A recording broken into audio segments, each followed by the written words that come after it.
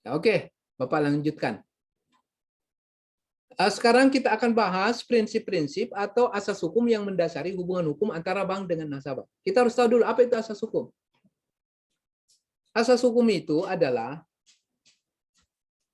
jadi asas hukum itu adalah norma abstrak, itu ya. Norma abstrak yang mendasari tegaknya sebuah aturan hukum konkret atau sebuah hubungan hukum. Jadi asas hukum itu adalah sesuatu yang sifatnya abstrak. Itu harus diingat dulu. Kalau undang-undang, ya kalau peraturan, undang-undang, perjanjian, putusan pengadilan, itu kan konkret. Itu kan konkret ya. Kalau undang-undang kan konkret. Putusan pengadilan itu kan konkret. Ada ya. Kalau kontrak itu kan ada, itu konkret. Nah sekarang, dalam hal penerapan undang-undang, dalam hal untuk membuat kontrak, maka harus ada yang mendasari kontrak itu ketika dibuat atau ketika undang-undang itu mau diterapkan. Harus ada dasarnya. Nah, dasarnya itu adalah sesuatu yang sifatnya abstrak. Paham sampai di sini ya? Nah, apa yang sifatnya abstrak itu? Itulah yang disebut dengan asas hukum. Paham sampai sini?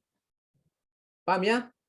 Nah, contohnya begini, saya kasih contoh.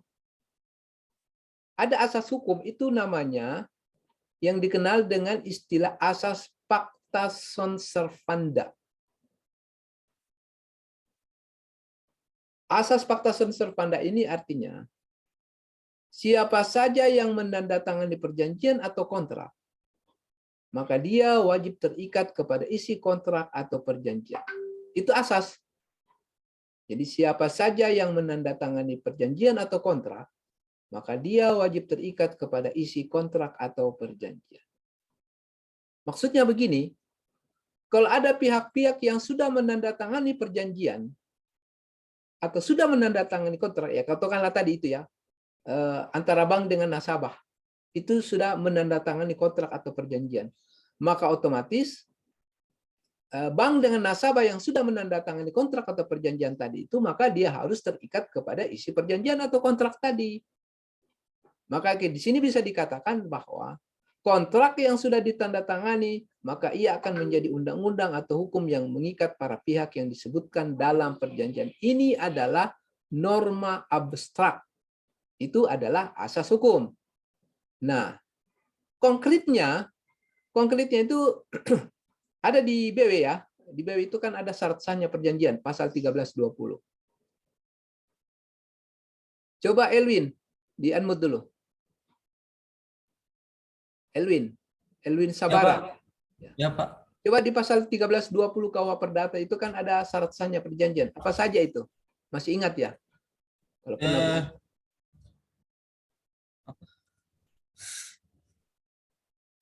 Eh, kan ada empat, ada empat, Pak. Ya, ada 4. Apa saja? Coba disebutkan. 1. Ya. Syarat sahnya perjanjian itu menurut 13. Sepakat, Ya, 1 sepakat. sepakat. Kedua, Kedua, ada barang yang dijanjikan, Pak. nah, bukan, salah. Ilham, coba Ilham. Di-unmute. Ilham Permana. Ilham, coba di-unmute dulu. Oke, apa yang kedua lagi Ilham? Tadi sepakat ya. Sepakat, 1. Ilham Permana, di-unmute. Apa tadi? Maaf Pak, tadi apa tadi yang Syarat sahnya undang-undang? perjanjian. Saya tidak bilang undang-undang, syarat sahnya perjanjian. Coba ini Nabila, enggak usah Ilham. Ngomong hal Ilham. Nabila Fuzi, Nabila. Coba Nabila. Di-unmute. Ya, Pak. Syarat sahnya perjanjian itu ada 4 ya menurut pasal 1320 KUH Perdata. Kalau masih ingat, pertama itu kan sudah disebutkan tadi. Sepakat. Kesepakatan. Kedua apa? Kedua? Apa kedua?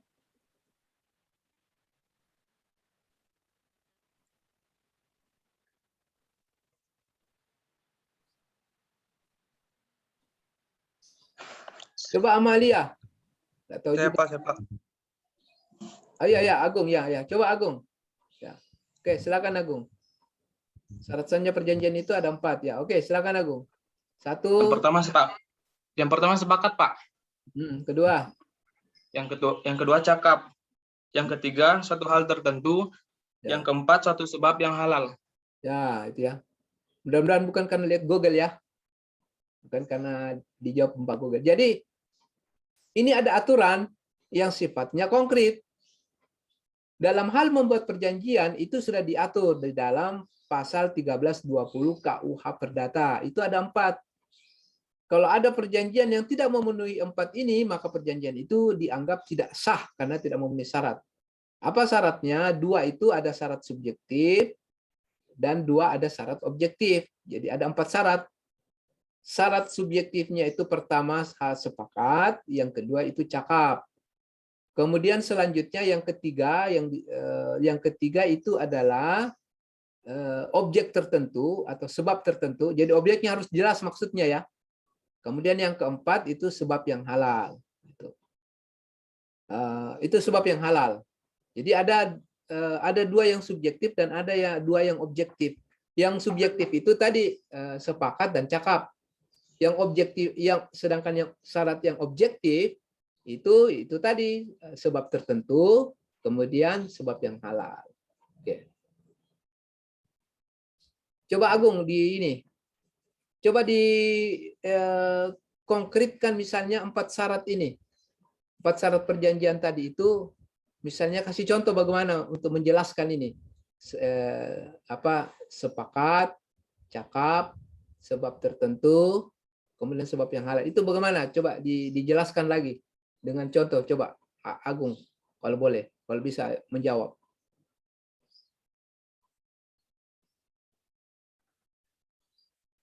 Jelaskan, Pak. Ya, coba jelaskan bagaimana contohnya itu. Kan syarat sahnya sepakat. ada 4 ya. Itu bagaimana? Coba. Kalau sepakat itu, Pak, terjadinya kesepakatan antara kedua belah pihak, Pak. Ya, oke. Kalau kecakapan itu cukup umur dalam aturan hukum, Pak. Ya, bukan hanya cukup umur ya, tetapi juga ada Dewasa, Pak. dewasa ya. Tidak hanya dewasa, sempurna akalnya juga. Berarti cakap ya.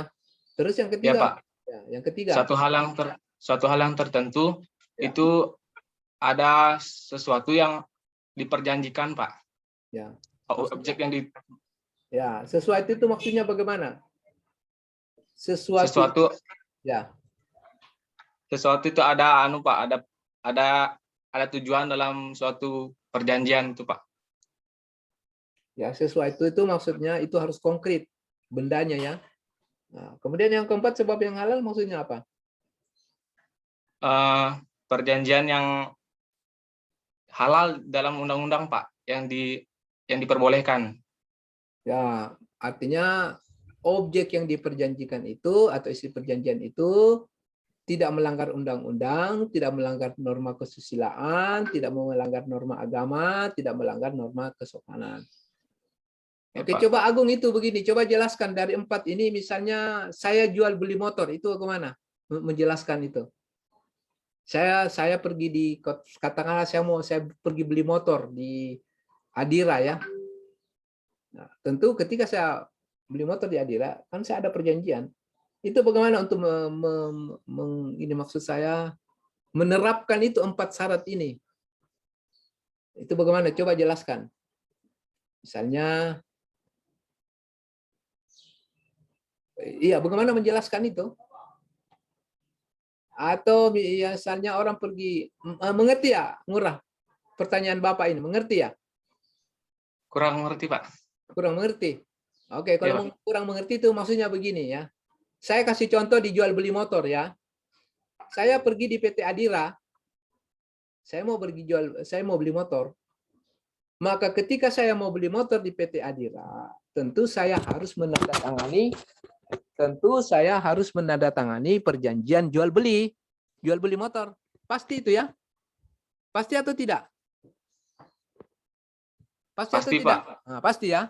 Nah, sekarang ketika saya melakukan perjanjian jual beli dengan PT Adira Motor tadi itu, yang Yamaha ya, katakanlah Yamaha ya, katakanlah dia Yamaha begitu, dia pabrik.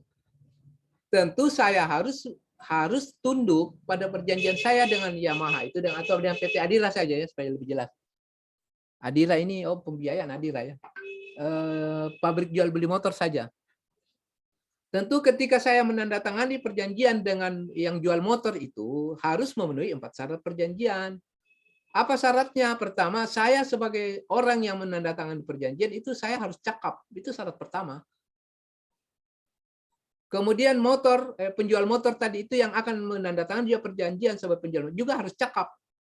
Mengerti sampai sini? Mengerti ya? Ya, Pak. Harus cakap. Kalau misalnya saya yang pergi beli motor itu, saya sebagai yang tanda tangan perjanjian itu, saya tidak cukup umur, tidak sah itu perjanjian. Mengerti sampai sini? Mengerti ya? Mengerti? Ngerti, Pak. Kenapa kalau saya pergi tanda tangan perjanjian itu saya tidak cukup umur, itu tidak sah? Apa maksudnya? Kenapa? Kenapa bisa dikatakan demikian?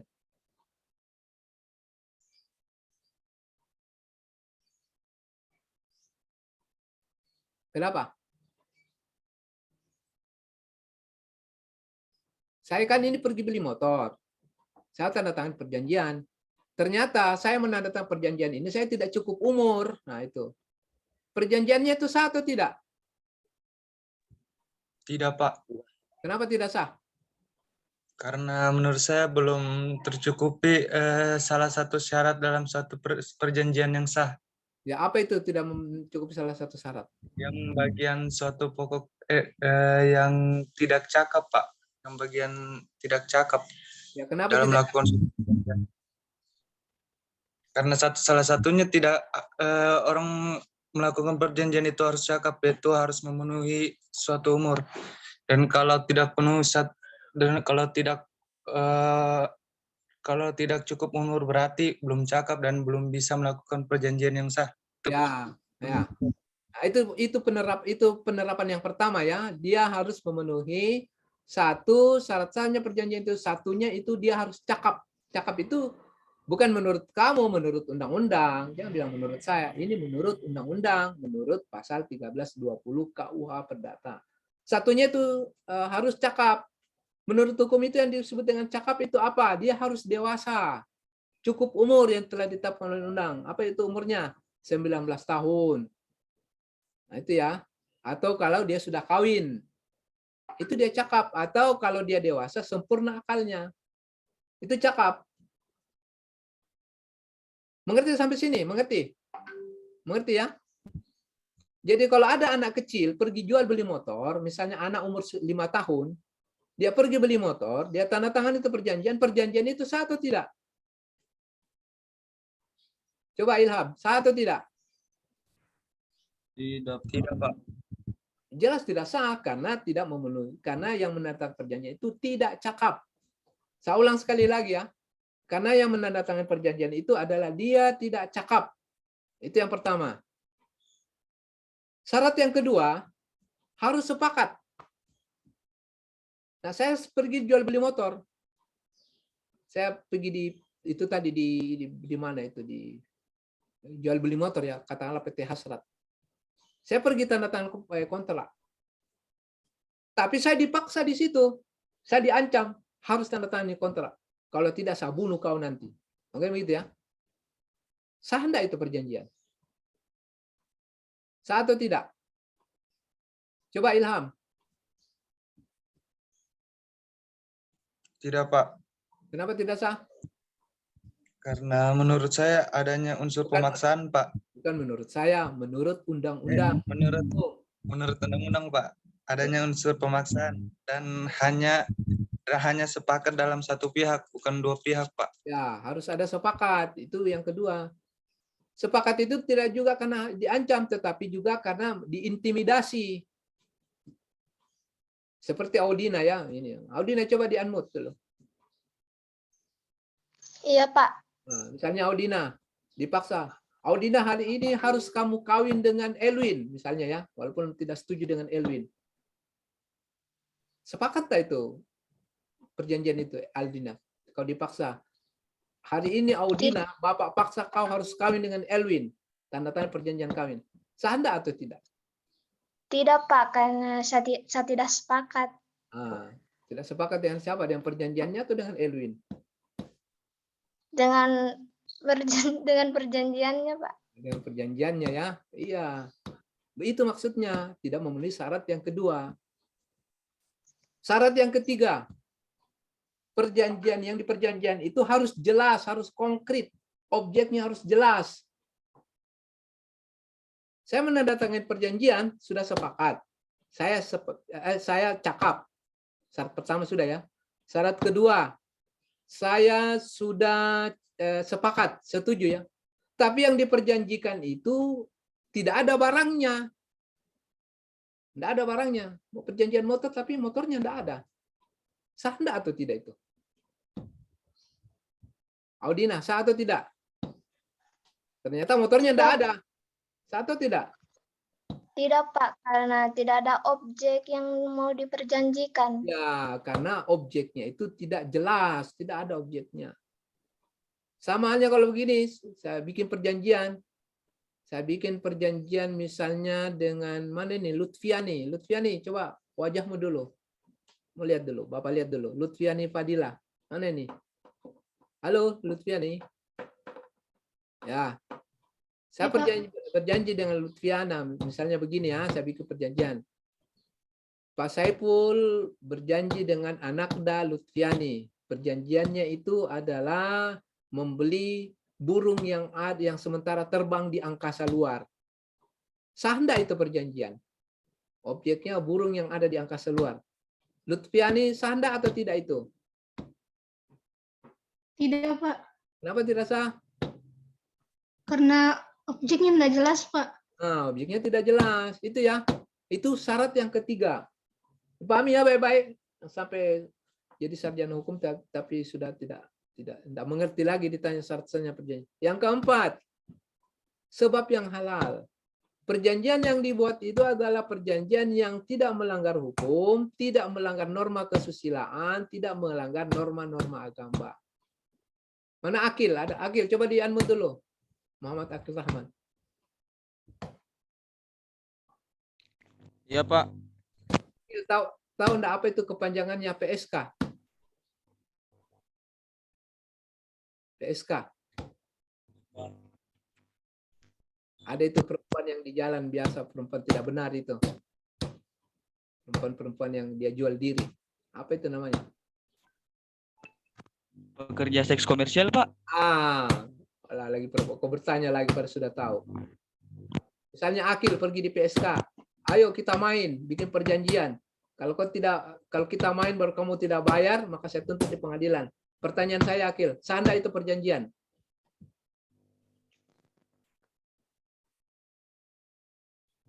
Tidak, Pak. Kenapa tidak sah? Karena yang diperjanjikan itu bukan sesuatu yang halal dan tidak dibenarkan dalam undang-undang, Pak. Masa sih? Nyanyian PSK. Ya, itu kan tidak dibenarkan oleh agama ya. Itu namanya berzina. Lakukan pelacuran. Nah, itu tidak sah itu. Atau misalnya begini. Mana lagi? Audina lagi. Atau Lili saja. Lili Andriani. Mana Lili Andriani? Wajahmu dulu. Iya, Pak. Coba lihat dulu wajahmu.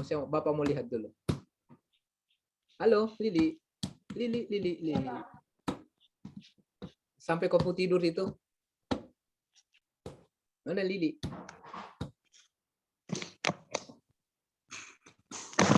Halo, dengarkan Bapak Lili ya. Sudah dengar ya? Iya, Pak.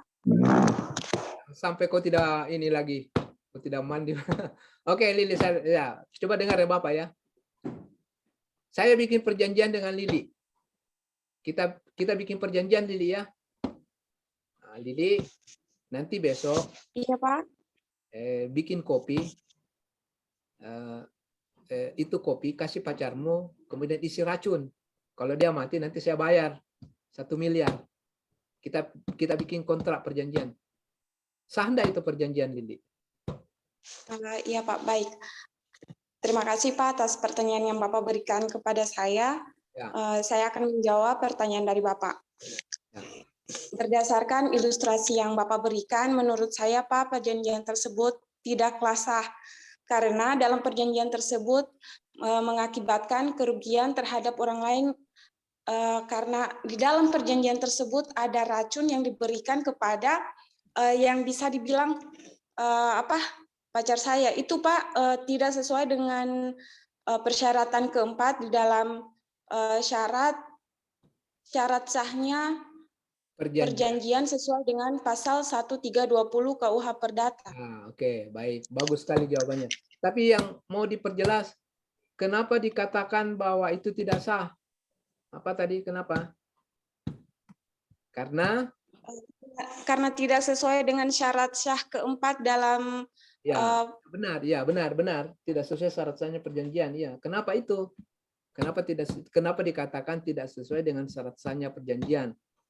Yaitu sebab yang halal ya. Kenapa? Karena apa? Karena perbuatan itu Pak bukan suatu sebab yang halal. Ya, kenapa dikatakan bukan sebab yang halal? Kenapa?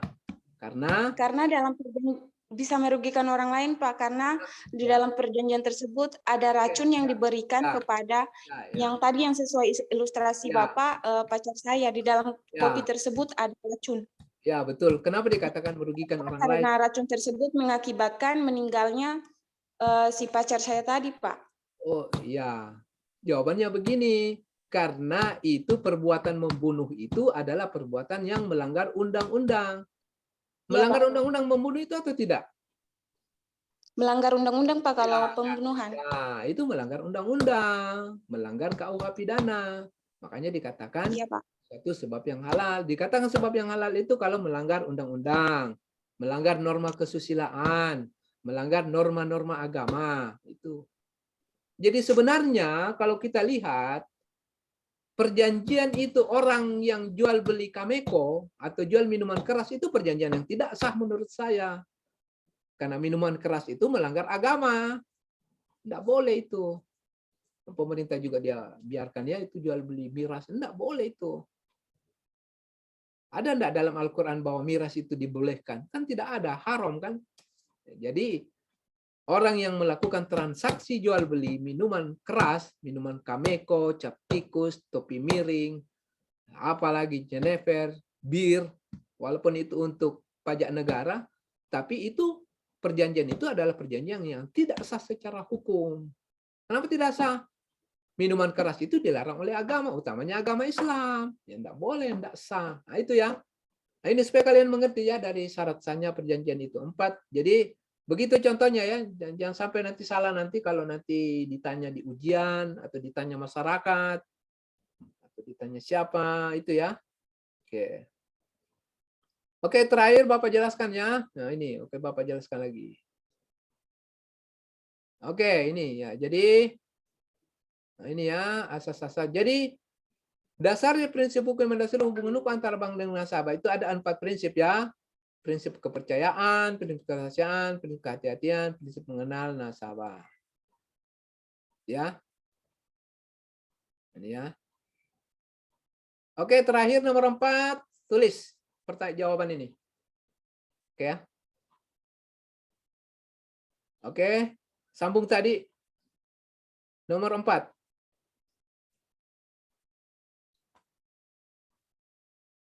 Nomor 4.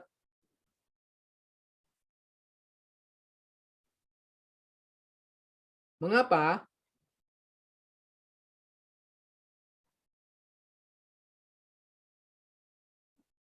enggak, bukan. Nomor 4. Jelaskan. Nomor 4 ya. Jelaskan.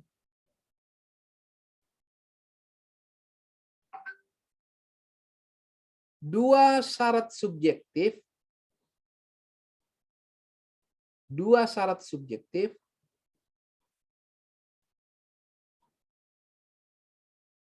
Dan 2 syarat objektif.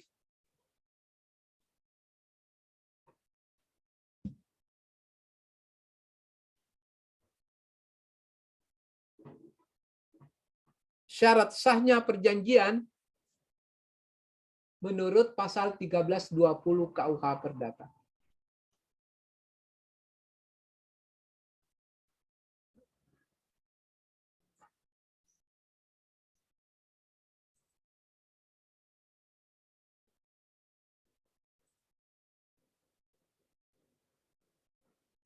Oke, dikerjakan ya.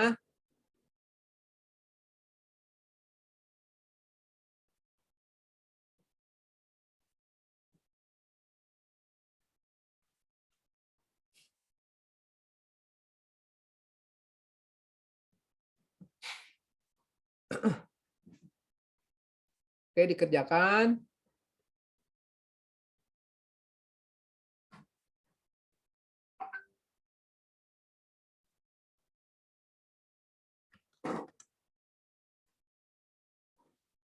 Dikerjakan.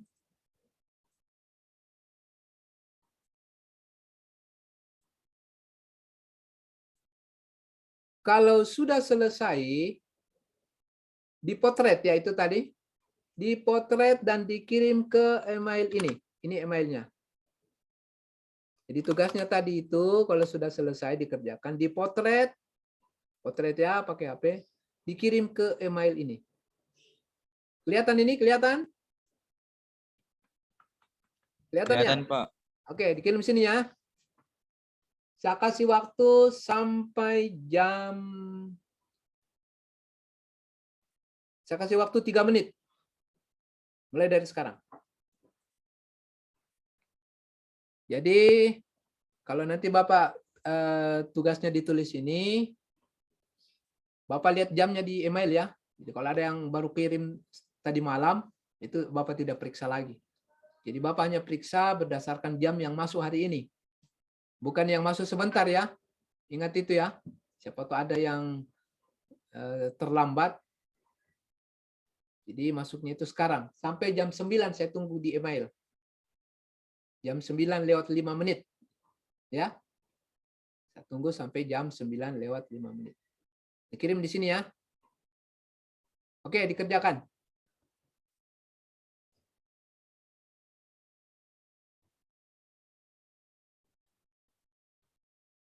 Emailnya ini sudah ya?